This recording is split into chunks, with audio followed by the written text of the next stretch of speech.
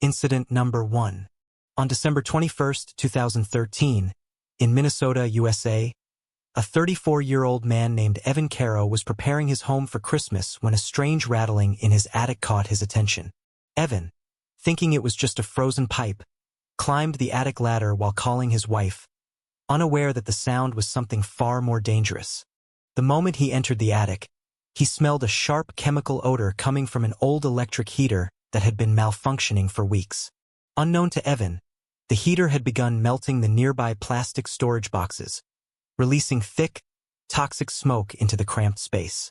By 6:42 p.m., the smoke grew heavier, and Evan's breathing slowed as he tried to find the ladder opening through the darkened attic. His wife, Rachel Carrow, shouted his name from below, but his vision had already blurred beyond recognition. Evan's body hit a stack of old Christmas decorations, knocking over glass ornaments that shattered loudly across the wooden boards. The sudden crash pushed the heater against a wooden beam, causing it to spark violently as exposed wires scraped against the wood. Within seconds, a small flame formed, feeding on the dry insulation that had been stored in the attic for more than a decade. By the time Evan reached the attic opening, thick smoke had already blocked his escape route entirely. His coughing became violent as the heat intensified, causing him to collapse beside a wooden beam scorched by the growing fire. Rachel attempted to climb the ladder, but the flames shot downward, forcing her to retreat while screaming for help. Neighbors who heard her cries rushed to the house, but the fire had already spread to the roof, feeding off the winter-dry wood. Firefighters arrived at 6:54 p.m., but the attic area was fully engulfed, making immediate entry impossible. Despite their efforts, the entire attic collapsed inward, burying Evan beneath burning beams and melted plastic debris.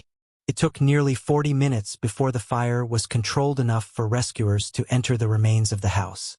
At 7:31 p.m., they found Evan's body among the wreckage, showing clear signs of smoke inhalation and severe thermal injuries. The tragedy became known locally as the Carrow Christmas fire, a chilling reminder of how a small household malfunction can turn deadly during the holiday season. Incident number 2. On February 14, 2005, in Toronto, Canada, 27-year-old Daniel Harper joined friends for a winter picnic on Lake Ontario's frozen surface, unaware of the danger lurking beneath the ice. The ice seemed solid, glittering under the pale winter sun, as Daniel took his first steps toward the center carrying a sled full of supplies. Unknown to him, a recent thaw had weakened the ice beneath a patch roughly 6 meters wide, invisible under a thin layer of snow. He laughed and called out to his friends, testing the surface, but with a sudden snap, the ice split beneath his feet. Daniel plunged into the freezing water, gasping as icy water filled his jacket and dragged him downward, the lake swallowing him instantly. His friends screamed from the shore, attempting to grab him with ropes, but the icy surface made it impossible to reach him safely. Underwater, Daniel fought to stay afloat, his movements slowed by the heavy winter coat and the numbing cold of the lake water. He tried to grasp the jagged edges of the ice, but the sharp cracks cut his hands, causing blood to mix with the dark water. As minutes passed, his strength waned, and the cold began freezing his limbs, causing uncontrollable shivering and numbness. The friends on the shore watched helplessly as Daniel disappeared partially beneath a second, thinner layer of ice that gave way without warning. A strong current beneath the lake's surface dragged him toward an underwater crevice, trapping his legs in a tangle of broken ice sheets. He screamed, but the sound barely traveled through the water, and the icy darkness made it impossible to locate any escape. After several agonizing minutes, Daniel's arms weakened, and he could no longer lift himself against the icy weight pressing from above. By 3:22 p.m., local authorities arrived after receiving frantic emergency calls from his friends. They attempted to break the surrounding ice and pull him out, but the frozen lake had already claimed him. His body was trapped beneath 2 layers of ice. After nearly 20 minutes of frantic effort, divers managed to retrieve Daniel's lifeless body, confirming death from hypothermia and drowning. The lake had turned a joyous winter day into a deadly trap, leaving friends and family in shock and mourning. The tragedy became known locally as the Toronto Frozen Lake Collapse, a chilling reminder of how deceptive winter ice can be. Incident number 3. On March 10, 2011, in Zermatt, Switzerland, 34-year-old Lucas Meyer boarded a cable car with tourists for a scenic ride across the snowy Alps, unaware that a mechanical failure was about to turn the journey into a nightmare. The morning sun reflected off icy peaks as the car slowly ascended, carrying a total of 12 passengers, laughter and cameras filling the enclosed space. Suddenly, a sharp metallic screech echoed, and Lucas noticed a small crack along the support cable, a subtle but ominous warning. The cable trembled violently, and panic set in as the car swayed dangerously, threatening to tip over the cliff edge. Passengers screamed as the mechanism controlling the cable snapped, and the car began a rapid, uncontrolled descent toward the valley below. Lucas tried to brace himself against the walls, but the car jolted violently, throwing him into the corner and causing a deep bruise on his shoulder. Metal panels tore loose from the car's structure, slicing through the interior, narrowly missing several terrified passengers. The car plunged over a small cliff, the impact bouncing it along jagged rocks, each jolt echoing across the valley in a chilling metallic clatter. Passengers were thrown against each other, some striking heads, others trapped under fallen luggage, their faces contorted in horror. Lucas attempted to pry open the emergency hatch, but the mechanism jammed, leaving them helpless as the car continued its fatal slide.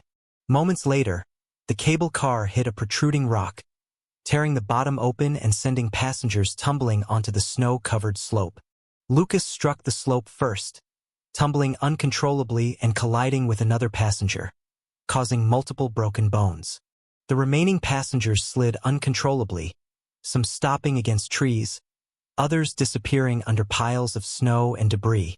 By 11:47 a.m., local rescuers arrived, navigating treacherous slopes to reach the injured and uncover those trapped under snow and twisted metal.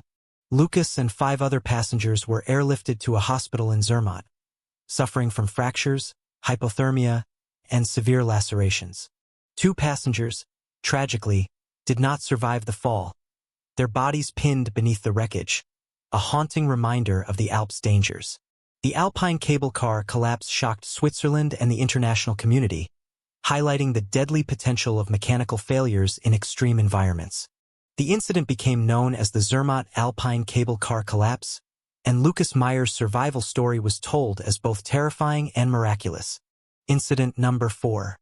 On December 26, 2010, in Dublin, Ireland, 32-year-old Fiona O'Connor attended a lavish post-Christmas banquet hosted by her extended family in a grand townhouse. Guests laughed and exchanged stories of Christmas morning, the room glowing with candlelight and holiday ornaments. Fiona eagerly awaited the highlight of the evening, the family's traditional plum pudding, a rich dessert with brandy sauce. As the pudding was served, Fiona took the first bite, savoring the sweet aroma, unaware that it had been tampered with. Within minutes, she felt a burning sensation in her throat and stomach, a sharp pain that made her cough violently.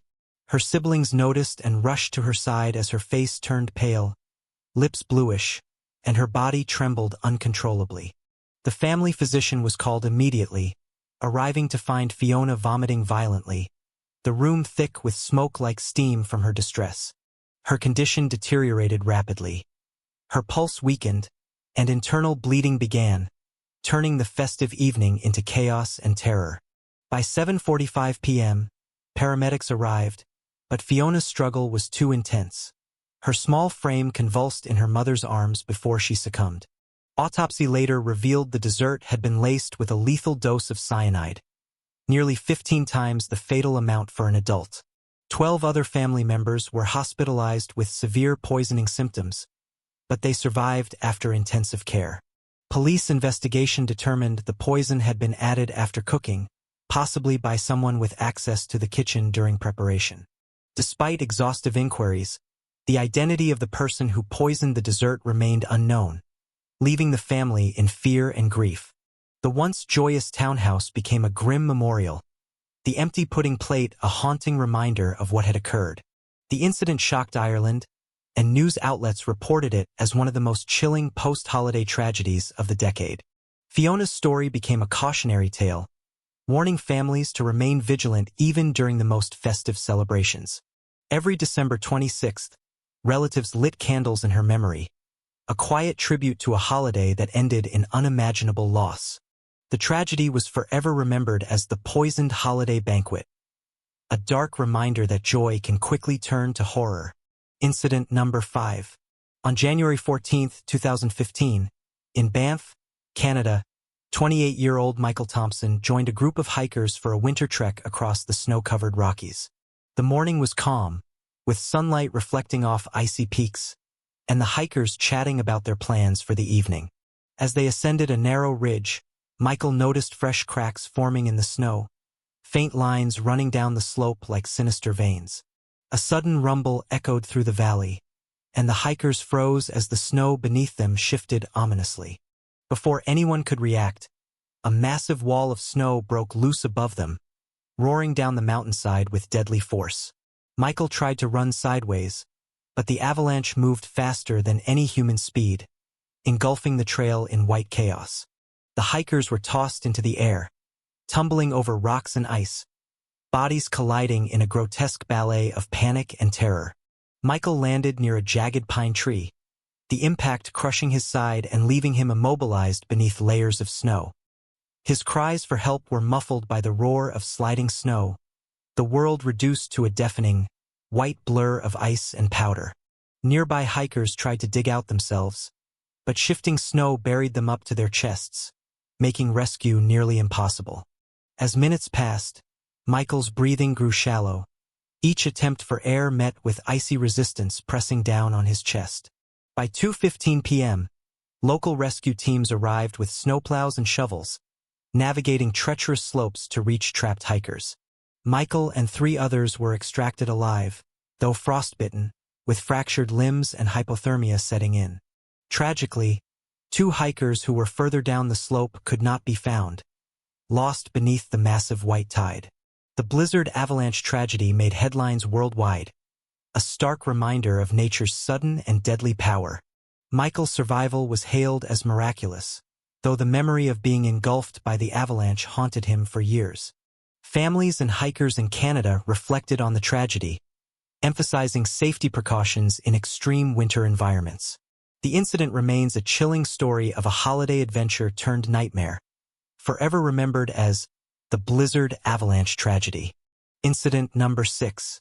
On December 31, 2018, in São Paulo, Brazil, 19-year-old Lucas Ribeiro attended a bustling New Year's carnival held on the city's outskirts.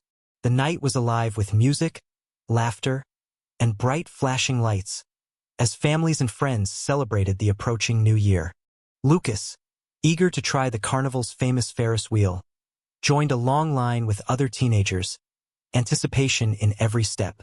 At 11:45 p.m., the carnival operators began loading passengers, unaware that a critical support beam on the wheel had weakened weeks prior.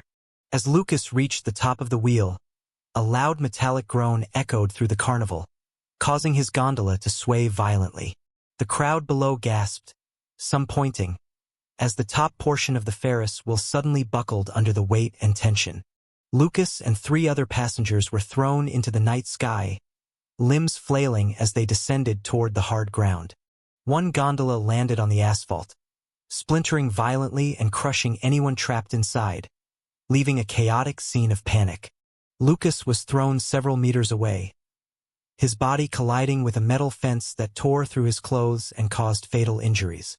Emergency responders arrived within minutes, struggling to navigate through panicked crowds and fallen carnival debris. Despite efforts, Lucas was pronounced dead on sight, a victim of one of the deadliest amusement accidents in São Paulo's history. The collapse injured over a dozen others, with fractured limbs and concussions reported, leaving families in shock and grief.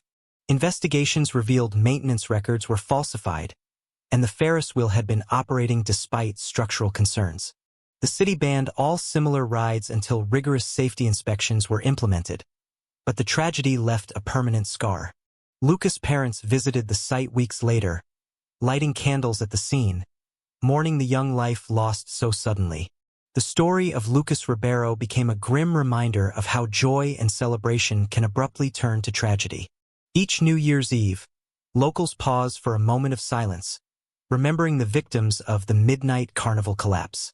The incident is forever remembered as one of Brazil's darkest holiday disasters, a chilling cautionary tale for future celebrations.